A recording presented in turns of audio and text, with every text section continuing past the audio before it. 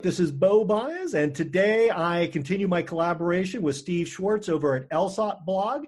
So last time he told me a little bit about the LSAT. So today we're reversing it. He's going to be interviewing me, and we're going to be talking about what you need to do to prepare for law school, what the first year of law school is like, those basic questions as you're thinking about law school, and what you need. So with that, Steve, take over. Hi, it's great to be chatting with you again. I really enjoyed our previous conversation, and I was hoping to share some of your advice with my audience today, those who are looking to go to law school, those who are considering law school. So I was hoping if you could just give us a general overview. Let's say someone is in undergrad and they're thinking about law school, they're pre-law, maybe they're political science major, most likely, but what should they be thinking about in undergrad in terms of choosing their classes, in terms of orienting themselves the right way to succeed in law school? Taught thousands of students, and you start asking people, what's your major? What do you end up in college? And of course, the vast majority are liberal arts majors. I mean, you get the occasional science guy or science woman, but most of the time it's liberal arts. Poli-sci, English, those sort of things. I was speech communications. We all come from the liberal arts. But what I have found, interestingly enough, the students that have had classes that mimic the law school experience tend to have a slight advantage. And I would say a slight advantage, not a huge advantage. So that tends to be the philosophy classes of all things, because they teach their classes just like we do in law school. Law school, we use the Socratic method, which is a question and answer approach. So I call on Mr. Schwartz, please tell me about the facts in, and I name a particular case. And we go back and forth.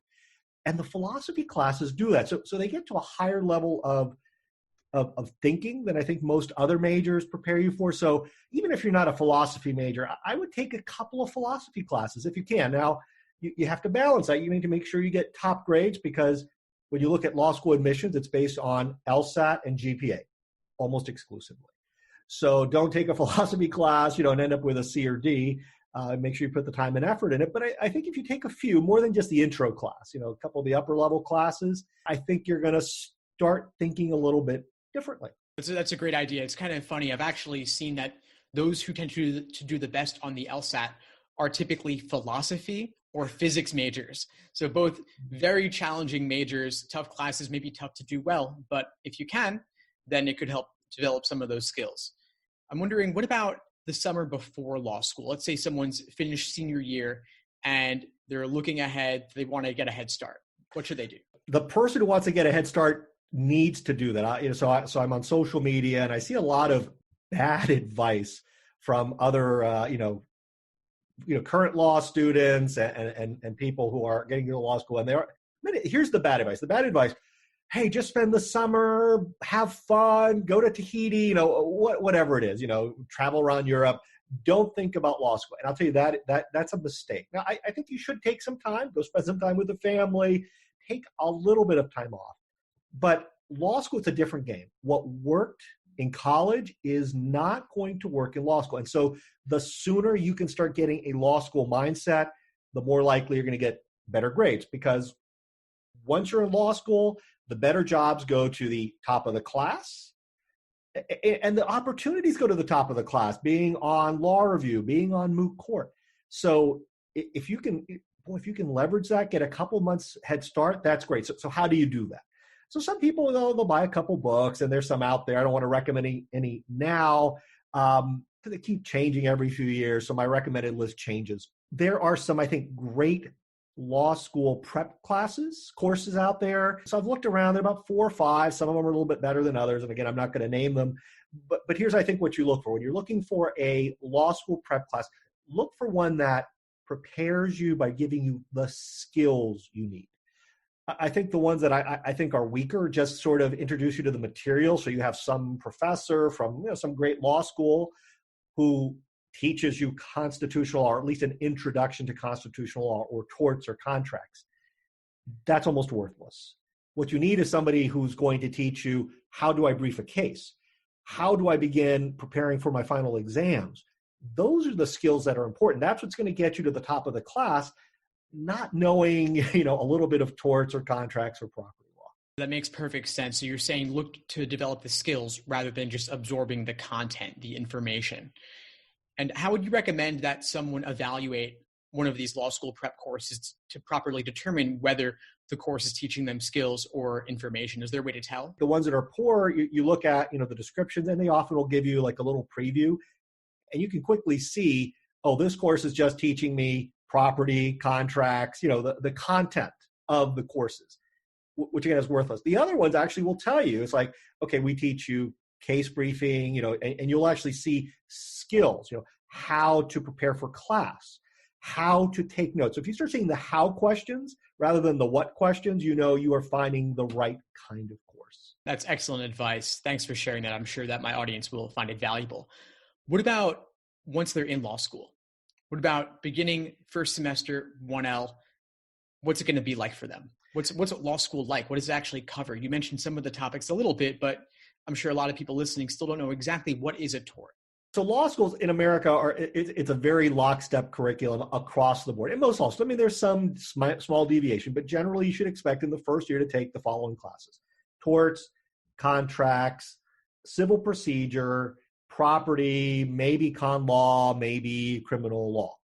More or less, those are the 5 or 6 courses. In many schools, they are year-long courses. So you'll take torts 1, torts 2. And torts, by the way, it's an old Norman French word, right? Because remember, the Normans conquered England in 1066. And so we're still using old Norman French. And modernly, we would just say personal injury law. So, what happens when somebody punches somebody else in the face? What happens when there's a car accident? What happens if you've been defamed? Those are all personal injuries. So that's primarily what I teach in the first year. Love teaching torts. So that's the content, and legal writing. There's always a legal writing class, which, by the way, is probably the most important class you'll take. It's a skills class. So most people think, well, the professors, the top professors are teaching torts, contracts. But where you're going to learn how to succeed, how to write, is going to be in legal writing. And the reason that's so important is because when I assess you, when your professor assesses you, your final exam, it's going to be a written exam.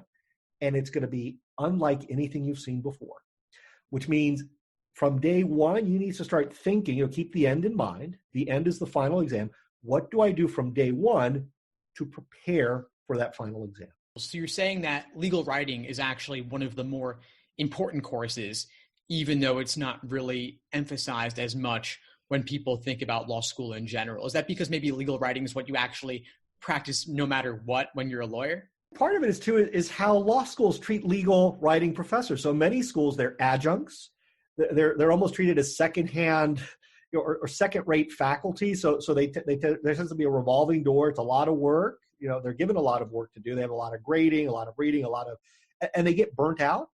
And then generally they put the doctrinal faculty towards contracts, those professors, on a pedestal. So students see that and they go, oh, okay, this woman, she's a full professor with tenure, so she must be more important. And so you tend to view their status as making the course more important. And granted, they're important courses, they're foundational courses, but your grade is going to be dependent on how you write. And it's that legal writing instructor that's going to help you move to the top of the class. And then legal writing also impacts your exam results, of course. It's all about the exam. So could you share a little bit about, aside from legal writing, what should students do to prepare for exams, especially 1L year fall semester when they're being thrown from the frying pan into the fire? First of all, you need to understand what you did in college is not going to work in law school. It's a different approach completely. First, the time commitment.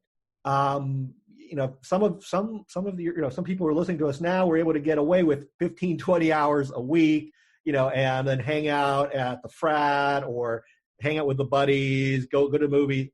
No, that's not how it works. Expect to spend 50 to 60 hours a week. Now that includes, the time you spend in class, but this is a full-time job, 50 to 60 hours a week as a professional.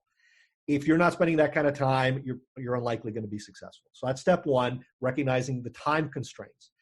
Second is, once you understand the end game, it's that final exam, you have to understand, how am I being tested and how do I prepare for it? So they're essay exams, starting 2 weeks before finals to prepare, not going to work. It has to be something you start from day one. So outlining. So from day one, you're going to prepare for class. After each class, within 24 hours, you need to take what you learn in class and write a rule outline, where you take the 2, 3, 4 rules you learn in class that day and put them into an outline for each course. So in torts, I start off with the intentional torts. So you'll have a headline that says intentional torts. Then you'll have the individual torts, battery, false imprisonment, trespass, etc. And you're going to start filling that out. And the reason I say within 24 hours is because of the learning curve. Within 48 hours, you've lost almost everything you learned 48 hours earlier. So unless you reinforce it within 24 hours, you're going to have to relearn it. So it's a waste of time. You don't have the extra time to relearn all of a class 3 weeks before. So step one is outlining a rule outline. Second, you got to practice your writing. So there are exercises you can do to start doing mini IRAC. And by IRAC, it's a standard way of organizing an essay exam. I issue, R rule, A application, C conclusion. And you need to start thinking that way. And that's the hard part. That's what takes most students a semester or 2 or 3 to master. And if you don't master that skill, you're not going to succeed. You're not going to get better grades. So it's starting to learn to think in terms of IRAC and doing exercises that get you into that mindset. A skill. Once again, this is something that students could even practice the summer before 1L, correct? Absolutely, yes. The sooner they start practicing it, because it's not automatic. So I'll tell you my case, it took me 3 semesters. And I call it the aha moment. Everybody has this moment when they go, oh, that's what they want. Why didn't they tell me? Well, we were telling you, but it's because it's a different way of thinking. So in my 3rd semester of law school, all of a sudden, that's what they want. And my grades went up a full letter grade in all my classes. It had that kind of impact, just understanding. And it happens for different people at different times. Some it happens in the 1st semester. Those are the people who get the top grade. So if you can start practicing in May, you're hoping then by December, right, that you will have mastered the skill so that you can get one of those top grades, which will get you onto law review and get you the good jobs that we're all looking for. That's really great to know. So this is a skill that you can actually walk into law school day one already knowing how to do it. And I'm sure it makes it so much easier if you start that process earlier. So the earlier you start, because it just takes time. You're training your brain, and it's not something you can pick up in a week or 2 or 3. It just takes time. I understand that you offer your tutoring and you have a course and you're going to have more courses. Can you share a bit more about what you do for law students and prospective law students? So people tend to come to me. Now, I mean, I can help anybody at any point during their law school career. But what I tend to do is get people right around exam time. That's when people start having that freak out moment. And I start working with them, teaching them these skills that we're talking about now, because it's a learned skill. And unfortunately, many law schools, professors don't teach students these skills. And usually it's because most professors are judged by their peers and by the university by scholarship. So that means they lock their doors, they work from home because they have to write. It's either, it's the whole publish or perish. So if they're not writing, they're not going to get tenure, they're not going to get promoted. They're not, for some professors, they want to jump ship. They want to go to another law school. So they've got to keep publishing, which means they don't have time to teach students. So I take that time, and it does take time. So we go through exercises. If it's after exam, and I get a lot of people after their finals, so I'm dealing with a lot of students now at schools all over the place, right? So I'm dealing with students in the top 14, Harvard, Georgetown, and schools, that are not as prestigious. So and they all have the same problem. How do I write a law school exam? And so I go through that with them. If they've got their final exam, we go through that. Some students pick up the skill quickly, and others need a little bit more help. And it just sort of depends where you are, what knowledge, skills, and abilities you came to law school with, and how quickly you pick this up. Because my goal is not to keep somebody dependent on my abilities. I am happy when somebody goes, oh, I've got it. I don't need to work with another tutor. Thank you so much, Professor Weiss. That's my day. You have made my day when you have developed that skill. So that's my goal in doing my tutoring, is to get people to become independent of needing my work. Well, it sounds like you offer a great service and a great resource for anyone applying to law school and planning what to do on that summer before 1L. And the biggest takeaway I got from our conversation is that it's not too early to start developing those skills. Even the summer before law school, you could save yourself so much trouble if you just master those skills like IRAC, the mini IRAC, before you even walk in the fall semester. So thank you, Professor Baez. Thank you. I appreciate our chat and look forward to collaborating with you on something in the future. Take care, Steve. Same.